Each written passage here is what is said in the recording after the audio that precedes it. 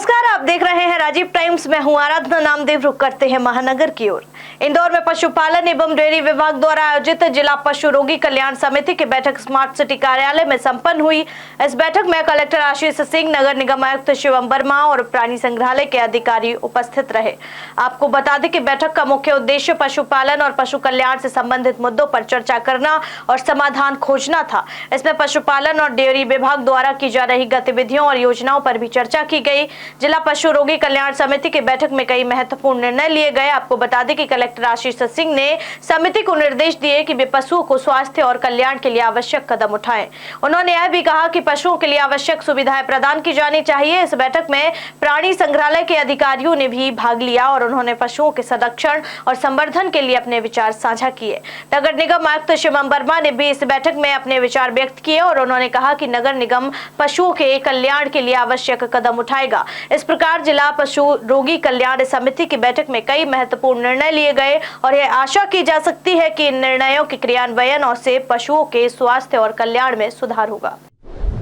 इंदौर के कलेक्टर कार्यालय में हुई जनसुनवाई में आज बड़ी संख्या में लोग पहुंचे और अधिकारियों को अपनी समस्याओं से अवगत कराया। कलेक्टर आशीष सिंह ने भी कई शिकायतों को सुना और इसके निराकरण के आदेश भी दिए। इसके निराकरण के आदेश संबंधित विभाग को दिए। इसके अलावा जनसुनवाई में शिक्षा, स्वास्थ्य और आर्थिक मदद के लिए भी आवेदन मिले हैं, जिनमें कई लोगों को मौके पर ही मदद की गई है।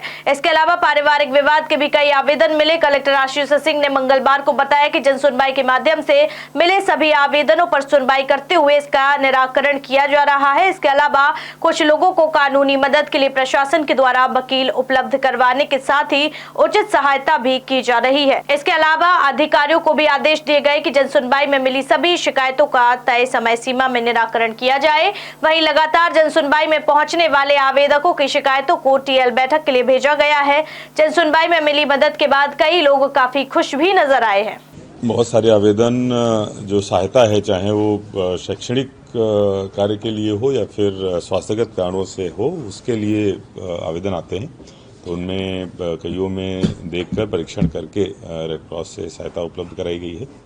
कुछ एक दो ऐसे भी आवेदक थे कि जो पहले भी जनसुनवाई में आ चुके हैं। तो ऐसे जितने भी आवेदक हैं जो पहले भी जनसुनवाई में आते हैं, उन सभी को टीएल में मार्क किया गया है, जिससे कि उनको दोबारा आने की आवश्यकता ना पड़े और उनकी समस्या का निराकरण अगर संभव है तो पूरी तरीके से किया जा सके। तो रुक करते अगली खबर की ओर। आपको बता दें कि शहर के मूसाखेड़ी क्षेत्र में मंगलवार देर रात आग लगने की घटना सामने आई है। यह आग एक मेडिकल स्टोर की ऊपरी मंजिल पर लगी थी, जिससे पूरे इलाके में हड़कंप मच गया। स्थानीय लोगों ने तुरंत दमकल विभाग को सूचना दी। इसके बाद फायर ब्रिगेड की गाड़ियां मौके पर पहुंची और आग बुझाने का प्रयास शुरू किया। आग लगने का कारण अभी स्पष्ट नहीं हो पाया है, लेकिन अनुमान लगाया जा रहा है कि शॉर्ट सर्किट की वजह से यह हादसा होगा। घटना के समय दुकान के ऊपर कोई मौजूद नहीं था, जिससे किसी के हताहत होने की सूचना नहीं है। दमकल विभाग और पुलिस आग के कारणों की जांच कर रहे हैं।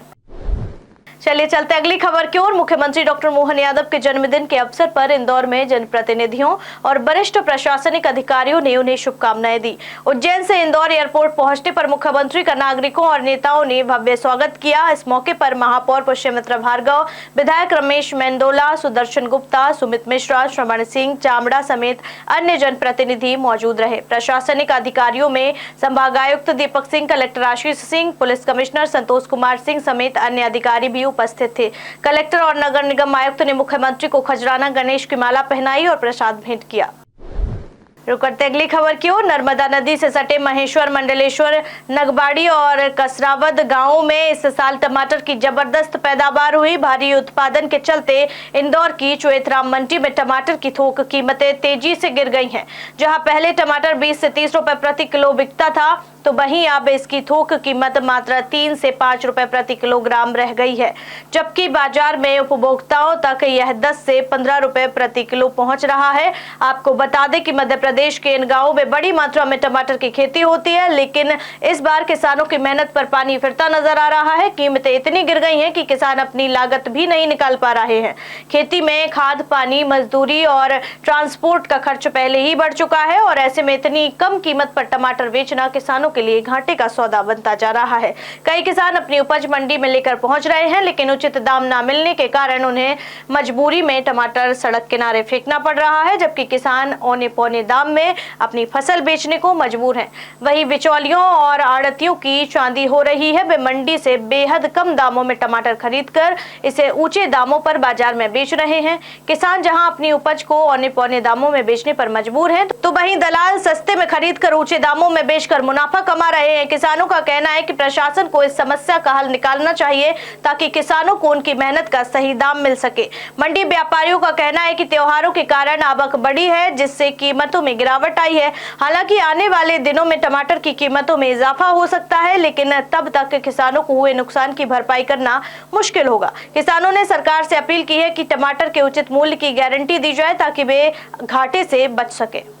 60 रुपए से 100 रुपए टमाटर की आवक बहुत ज़्यादा है मंडी में। क्या वजह है टमाटर की मंदी होने से? मंदी होने से आवक बहुत ज़्यादा है ना। कम से कम 20 से 25 हज़ार कैरेट की आवक है। आवक हो रही है। वजह क्या खेत में पक रहा है तो आएगा ना। नहीं, कुछ भी नहीं निकल गया अभी तो। बहुत परेशान है हम जी। क्या करें अब इस टमाटर का, बेचे कि नहीं बेचे? जगदीश जी बता रहा है मैसो से टमाटर लाए हैं, मूल्य भाड़ा भी नहीं निकल रहा है और इनका टमाटर।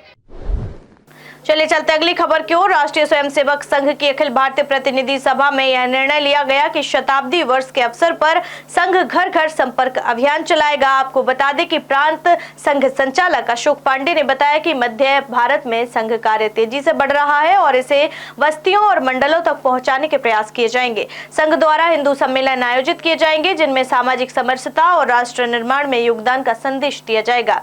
बांग्लादेश में हिंदू समुदाय पर हो रहे हमलों को लेकर संघ ने चिंता व्यक्त की है और भारत सरकार ने इस मुद्दे पर हस्तक्षेप करने की मांग की है। तो चलिए चलते अगली खबर की ओर। यातायात पुलिस ने शहर में अवैध रूप से परिवहन हो रही 130 पेटी बियर के साथ एक पिकअप वाहन को पकड़ा है। यह वाहन तय रूट से न जाकर गलत रास्ते से शहर में प्रवेश कर रहा था। आपको बता दें कि तेजाजी नगर थाना क्षेत्र के असरावद खुर्द स्थित सरकारी बियर वेयर हाउस को यह गाड़ी MR10 दुकान पर पहुंचने वाली थी, लेकिन इसे नवलखा चौराहे पर रोक लिया गया। पुलिस को शक हुआ कि शराब की पेटियां ज्यादा बिक्री वाली दुकानों पर भेजी जा रही थी। फिलहाल सहयोगितागंज थाना पुलिस और आबकारी विभाग मामले की जांच कर रहे हैं। जी, दारू की गाड़ी पकड़ी है सर। उसमें जो है वो रूट का उल्लंघन पाया गया है। प्रतिबंधित क्षेत्र में वाहन आ रहा था, उसको रोका गया। रोकने पर चेक किया गया। चेक करने में उसने जीपीओ जाना बताया है और उसका जो है वो दस्तावेज में परमिट दिखाया। उसने परमिट असरावत से दिखाया है बोर से जाने का, जो बाईपास से जाएगा और MR10 छोड़कर होते हुए सबसे जाना चाहिए उसको। तो अग्रिम कार्रवाई के लिए थाने वालों को बुलाया है। थाने वाले के आगे उनको हैंडओवर कर देंगे। 130 पेटी शराब है उसके अंदर, तो थाने वालों को हैंडओवर कर देंगे। थाना जो भी कार्रवाई बनेगी। महानगर स्पेशल बुलेटिन में फिलहाल इतना ही। देश दुनिया की तमाम खबरें देखने के लिए देखते रहिए राजीव टाइम्स। नमस्कार।